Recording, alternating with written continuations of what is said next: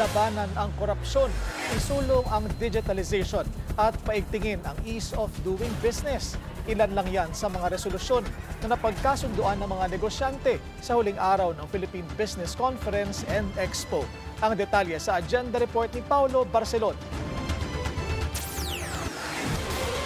Apat na resolusyon ng napagkasunduan ng Philippine Chamber of Commerce and Industry sa last day ng 51st PBCE sa Pasay City. Sa first resolution, good governance and anti-corruption ang sigaw ng mga negosyante. Naniniwala sila na dapat puksain ang walang pakundangang katiwalian sa pamamagitan ng paghihigpit sa monitoring, transparency at accountability mechanism ng lahat ng antas ng pamamahala. Dapat daw magkaroon ng open governance systems at masigurong mapanagot ang lahat ng sangkot sa katiwalian. Ikalawa ang resolusyon sa digitalization at innovation, kabilang ang pagpapatupad ng National AI and Digital Transformation Roadmap, pagpapalakas ng digital infrastructure ng bansa tulad ng cellular at internet facilities at data centers, lalo na sa mga lugar na wala o mahina ang internet, at ang pagpapalakas ng digital at AI literacy.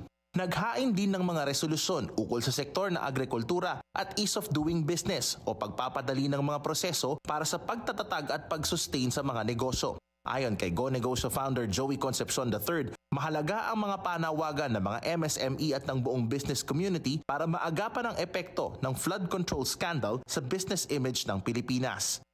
It will take time. It will take time, but I think hopefully people learn from this, what happened.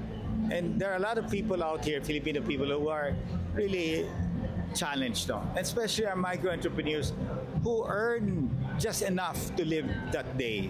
Humingi naman ng suporta mula sa private sector si DPWH Secretary Vince Dizon. Giit ni Dizon, nagsisimula na ang mga reforma sa DPWH para tuldukan ang korupsyon. Dapat din daw maging bantay ang sektor ng pagnenegosyo sa mga proyekto ng gobyerno.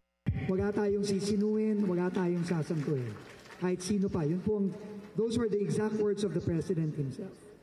Ikagawa po, kailangan po mabalik ang pera ng mga kababayan natin. Ang pera nating lahat, kailangan po ibalik!